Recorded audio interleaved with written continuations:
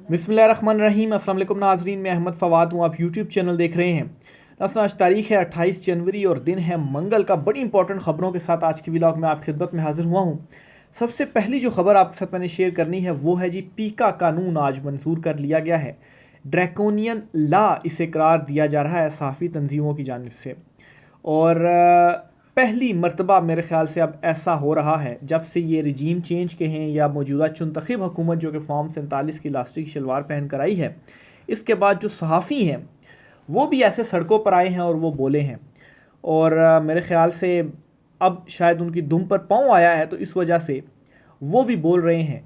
क्योंकि ये draconian law इस तरह का बनाया गया है, इसको आप इस एग्जांपल से समझ सकते हैं कि किसी भी बंदे को आप उठा लो और फिर बाद में देखो कि हमने उसके साथ क्या करना है। मतलब है कि खुली जो छूट है, खुली जो आज़ादी है वो मिल गई हुई है। बहरहाल जी, अब जो सहाफ़ी हैं वो भी निकले हैं। आज डी चौक में एहतजाज हुआ है। डी चौक क्रॉस करने की कोशिश की तो जो सहाफ़ी हज़रात थे एहतजाज कर रहे थे, उनको भी पुलिस ने थोड़ा सा ज़रा मारपीट किया और पीछे की तरफ जो है वो धकेला। लेकिन सवाल यहाँ पर सबसे बड़ा ये है कि जब इंसानी हकूक़ की पामालियाँ हो रही थी, जब पुरअमन एहतजाज नहीं करने दिया जा रहा था, जब छापे मारे जा रहे थे, घरों का तकद्दुस पामाल किया जा रहा था, तो टीवी चैनल्स आपके कहाँ पर थे? इवन के खैर अभी भी जो टीवी चैनल्स हैं वो इन चीज़ों को दिखा तो नहीं रहे।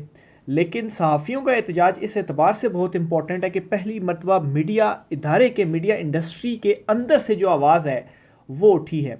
वो एक एग्ज़ाम्पल है ना कि आग लगी है तो पूरे शहर में लगेगी। ऐसा नहीं होगा कि आपका जो घर है वो बच जाएगा। स्टेप बाय स्टेप जो चीज़ें हैं वो आगे बढ़ती जा रही हैं। तो पहले उन लोगों के साथ हुआ और आहिस्ता आहिस्ता ये चीज़ें जो है, मतलब है कि मुकम्मल तौर पर जो कंट्रोल है वो हासिल करना है। और ये पीका कानून भी आज पहले पार्लियामेंट से हुआ, आज सेनेट से भी मंजूर कर लिया गया है। बहरहाल देखें, मजम्मत हर तरफ से ही अब जारी हो रही है। ये कहाँ तक जो है वो जाती है। और ये वो लोग हैं जो कि पता नहीं फितना और इमरान खान साहब के हवाले से क्या क्या कहते थे, लेकिन आज जो है वो इनकी दुम पर पाँव आया तो ये भी बोलने लग पड़े हैं। बहुत सारे ऐसे सहाफ़ी भी हैं मेरे समेत जो कि शुरू से बोलते आ रहे हैं जब ज़्यादतियाँ हो रही थी। लेकिन बहुत सारे जो लोग हैं जिनको बोलना चाहिए था, तंजीमों को फ्रंट पे होना चाहिए था, वो नहीं थे। इवन कि मीडिया के ऊपर जो सेंसर्स लगी थी, इमरान खान साहब का नाम तक जो है वो नहीं लेने दिया जाता था मीडिया के ऊपर। और ये पैमरा की तरफ से नहीं थी, ये कहाँ से फ़ोन आते थे ये भी सबको मालूम है। और इसके ऊपर जो इम्प्लीमेंट है वो फिर किया जाता था। दूसरी खबर जो आपके साथ शेयर करनी है, जो ये कहते हैं ना कि इमरान खान जो है वो अब तो अदलिया को भी काबू कर लिया गया है, सारा कुछ हो गया है, तो खान साहब का अब क्या बनेगा। उनके लिए ये खबर है। ये आमिर इलियास राना जो कि हुकूमत के बड़े फेवरेट समझे जाते हैं सहाफ़ी, वो ये ट्वीट करते हैं और वो कहते हैं कि बैरिस्टर गौहर एक छोटी सी उनकी मुलाकात हुई है लेकिन बड़े से नहीं हुई। बस इमरान खान चंद दिन के लिए खामोश हो जाएं तो सब सेट है। इमरान खान चंद दिन के लिए खामोश हो जाएं तो सब सेट है। यानी कि बात सालों के बाद महीनों और अब चंद दिनों तक आ गई है। इमरान खान साहब के ट्विटर अकाउंट के पीछे ये पड़े हुए हैं। यहाँ तक आ गए जी कि ट्विटर अकाउंट पाकिस्तान ले आए, यहाँ से ऑपरेट हो जाए। इमरान खान साहब सख्त लैंग्वेज जो है वो यूज़ करते हैं। बड़ी हैरानगी का भी इजहार किया गया कि इमरान खान तो अब नाम लेकर जो ट्वीट्स हैं वहाँ से हो रही हैं। इमरान खान साहब एक दफ़ा फिर एक जारहाना जो हिकमत अमली उन्होंने अपना ली है, इवन कि अपनी जो फील्डिंग है वो भी तब्दील कर रहे हैं। और क्या उसका नतीजा निकला कि खान साहब से कहा जा रहा है कि सिर्फ चंद दिन के लिए आप खामोश हो जाएं, उसके बाद सब सेट है। लेकिन मसला इस वक्त ये है कि इमरान खान साहब ने बाहर आना उनका मकसद नहीं है, उनका मकसद हकीकी आज़ादी है। और उनका मकसद जो है उसके लिए वो डट गए हैं और आवाम भी उनके साथ खड़ी हुई है। आगे लिखते हैं कि अली अमीन गंडापुर और बैरिस्टर गौहर सर तोड़ कोशिशें कर रहे हैं कि इमरान खान बाहर आ जाए, लेकिन शर्त चुप होने की है। अब एक और मुलाकात होगी। बैरिस्टर गौहर की अडयाला एंट्री से पहले सरगोशी, ये उन्होंने जो ट्वीट है वो किया है। जो मर्ज़ी आप मुलाकातें कर लें, इमरान खान साहब ने एक बात क्लियर कर दी है। बल्कि आज खान साहब ने 9 मई और 26 नवंबर पर जुडिशल कमीशन बनाने का जो हुक्म है वो केपी गवर्नमेंट को दिया है कि आप जुडिशल कमीशन इसके ऊपर बनाएं। अली अमीन गंडापुर चूँकि मुलाकातें वगैरह कर रहे हैं। अली अमीन गंडापुर साहब ने अपना इस्तीफ़ा पेश कर दिया है, जो बतौर सदर पीटीआई केपी उनसे कहा गया था जी कि आपकी जगह जुनैद अकबर साहब अब सदर होंगे और पार्टी के मामलात वो देखेंगे, क्योंकि आप वज़ीर आला केपी हैं तो वहाँ पर आपकी मसरूफियात हैं।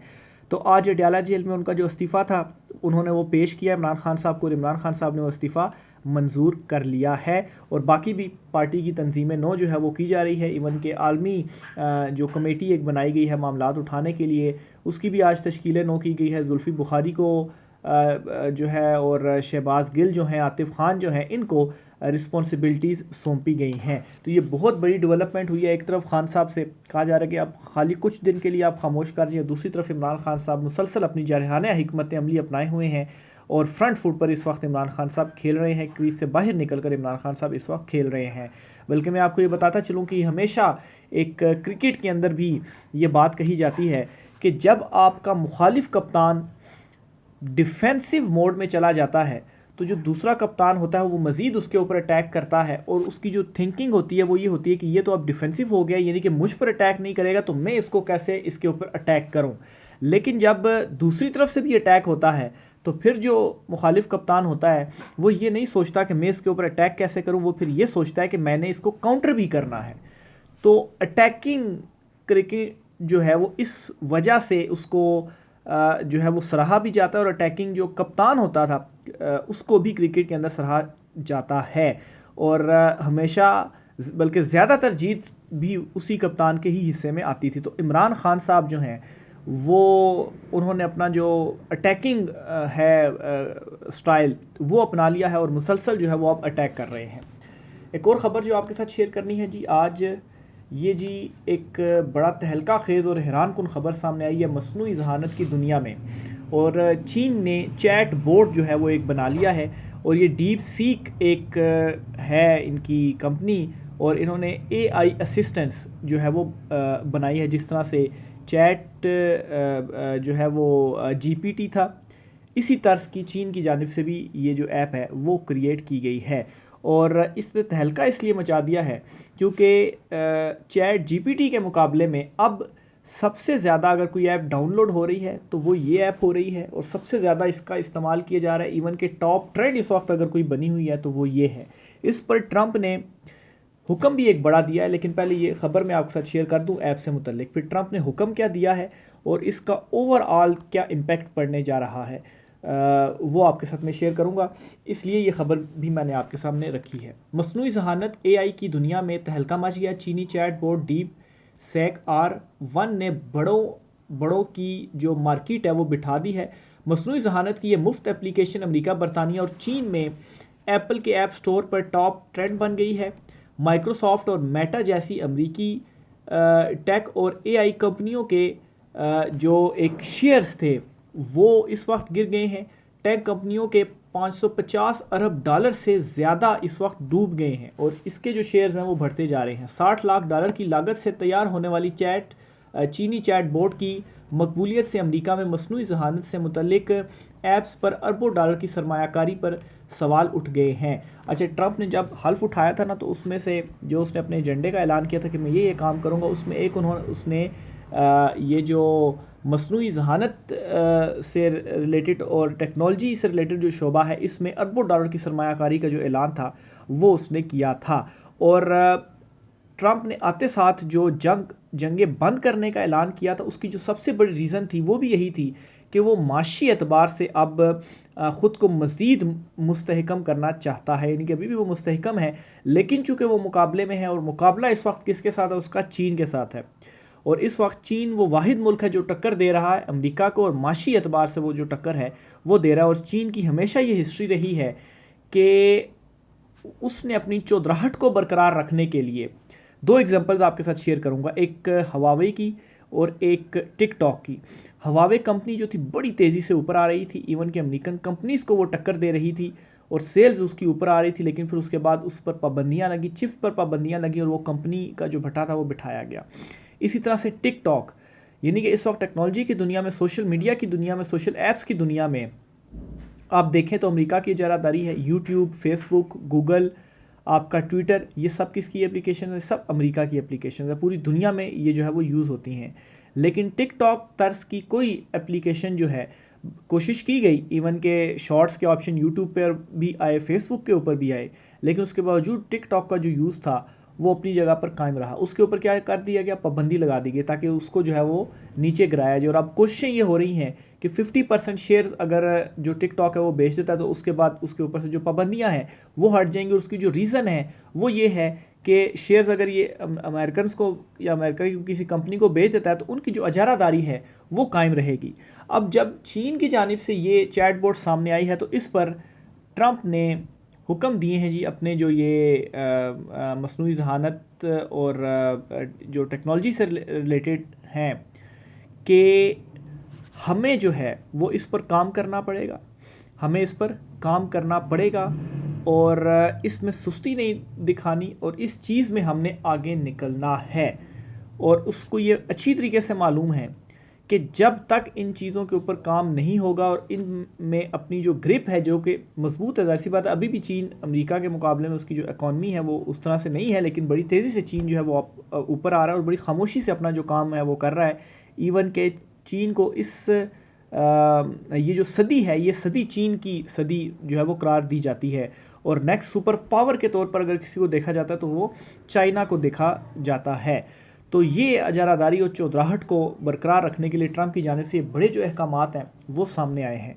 दुनिया का आप देखेंगे आहिस्ता आहिस्ता जो नक्शा है वो बदलने जा रहा है, क्योंकि नए नए जो इत्तेहादी हैं वो ट्रंप के बनेंगे और नए नए जो ब्लॉक्स हैं वो बनेंगे। क्योंकि जंगों से निकलने के बाद अब जो जंगें होंगी वो किसकी होंगी, वो माशी मैदान के अंदर जो जंगें हैं वो होंगी। तो ये एक बहुत बड़ी डेवलपमेंट हुई है और आलमी सतह पर, इसलिए वो मैंने आपके साथ शेयर की है।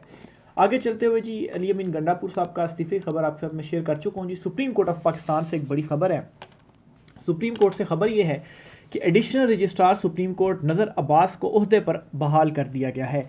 इनके अगेंस्ट जो तौहीन अदालत का मैटर था, जस्टिस मंसूर अली शाह साहब ने वो तौहीन अदालत का नोटिस वापस ले लिया और इनको उस नोटिस वापस लेने के बाद अब इनका नोटिफिकेशन जारी हुआ है कि इन्हें ओहदे पर बहाल कर दिया गया है। पहले इन्हें OST बना दिया गया था, अब इन्हें बहाल किया गया है। इलामिया में कहा गया, जो इससे पहले इनको जब OST किया गया तो क्या इलामिया जारी किया गया था वो आपके सामने रखता हूँ बैकग्राउंड, ताकि सारा आपको मालूम हो जाए जी। सुप्रीम कोर्ट ने एडिशनल रजिस्ट्रार जुडिशल नज़र अब्बास को संगीन गलती के मुर्तकब करार देते हुए जो है वो हटा दिया था। और फिर उसके बाद जब इनको तौहीन अदालत का नोटिस हुआ था और फिर इन्होंने क्या किया था जी कि इंट्रा कोर्ट अपील दायर की थी और मौके पर अपनाया था कि इस मामले में कुर्बानी का बकरा बनाया जा रहा है। बेंचेस इख्तियारात का मामला 13 जनवरी को 27 जनवरी तक मुलतवी कर दिया गया था। इस अपील पर समाअत के बाद सुप्रीम कोर्ट ने एडिशनल रजिस्ट्रार सुप्रीम कोर्ट के खिलाफ शोकाज नोटिस की कार्रवाई ख़त्म कर दी थी। दौरान समाज जस्टिस मंसूर अली शाह ने मुख्तसर फैसला पढ़कर सुनाया, अदालत ने कमेटियों के इख्तियार पर फुल कोर्ट तश्कील देने के लिए file chief justice supreme court को भेज दी थी। सुप्रीम कोर्ट ने फैसले में कहा था जजिस कमेटी और आइनी कमेटी ने अदालती हुक्म की खिलाफ वर्जी की। नज़र अब्बास ने जानबूझकर तौहीन अदालत नहीं की। चीफ जस्टिस पाकिस्तान इस मामले पर फुल कोर्ट तश्कील दें। और फिर जो फाइल है वो चीफ जस्टिस को भेज दी गई। लेकिन खैर फुल कोर्ट क्या तश्कील देना, उसके बाद जो डेवलपमेंट्स हो रही हैं कि 8 जो नए जजेस हैं वो सुप्रीम कोर्ट ऑफ पाकिस्तान में लाए जाएंगे और इन 8 जजेस के ऊपर ऑलरेडी सवाल है कि ये जो जजेस हैं ये हम ख्याल होंगे चीफ जस्टिस या जो उनका ग्रुप है बज़ाहिर सुप्रीम कोर्ट ऑफ पाकिस्तान में, और इनको तैनात करने के बाद जो फुल कोर्ट है वो बना दी जाएगी। और इस वक्त बज़ाहिर जस्टिस मंसूर अली शाह और उनके साथ के जो जजेस हैं जो कि अक्सरियत में नज़र आ रहे हैं, नंबर गेम उनके पास अगर फुल कोर्ट बनाई जाती है तो वो नंबर गेम उनके पास नहीं रहेगी। और फिर उसके बाद अगर फुल कोर्ट बनाई जाती है 8 जजेस के आने के बाद तो फिर जो मर्जी मामला उनके सामने रख दें, इवन के 26वीं तरमीम आप उनके सामने रख देंगे तो उसके ऊपर जो स्टैंप है वो लगा दी जाएगी। बहरहाल दूसरी तरफ जजेस की जानिब से जो रेजिस्टेंस है अदलिया के अंदर से वो भी जारी है। जस्टिस मंसूर अली शाह साहब ने रेजिस्टेंस पहले शो की, उन्होंने फैसला जारी किया और आज जस्टिस मोहसिन अख्तर कियानी साहब जो हैं उन्होंने भी रेजिस्टेंस जो है वो शो की है। उन्होंने साफ अल्फाज में ये कहा है कि 26वीं आईनी तरमीम एक ख़त की बुनियाद पर लाई गई। वो ख़त कौन सा था, जो 6 जजेस की जानिब से लिखा गया था सुप्रीम कोर्ट को, और वो जो चीफ जस्टिस थे उस वक्त सुप्रीम कोर्ट के कादी फ़ैज़ ईसा, उनको लिखा गया और उसमें साफ अल्फाज में मुदाखलत का बताया गया जी कि कैसे मुदाखलत हो रही है। जजिस की फैमिली को तक को, रिश्तेदारों तक को प्रेशर करके तो जो है वो दबाव डाला जा रहा है हम पर। और चीफ जस्टिस आमिर फ़ारूक साहब जो हैं हाई कोर्ट के, उनके सामने मामला रखा गया लेकिन कोई जो हल था वो नहीं दिया गया। और फिर जो है वो काजी साहब के पास मामला गया और फिर फुल कोर्ट भी बनी, लेकिन फिर उसके बाद अभी वो जो मामला है वो कहीं दूर दबा हुआ है। बहरहाल जी ये लेटर उन्होंने कहा जी कि बुनियाद बना 26वीं तरमीम का। और फिर उन्होंने ये भी कहा कि अदलिया के तकद्दुस को बहाल करने के लिए या बरकरार रखने के लिए आज़ाद जजेस की ज़रूरत है। तो उन्होंने भी साफ कह दिया जी कि इस वक्त क्या हो रहा है, अदलिया के अंदर दबे लफ्ज़ों में आप कहें कि 26वीं तरमीम कंट्रोल करने के लिए लाई गई, और दूसरा ये कि इस वक्त अदलिया आज़ाद नहीं है। राय का ज़ाहिर कीजिएगा। आज की व्लॉग से इतना ही, इजाज़त दीजिए, अल्लाह हाफ़िज़।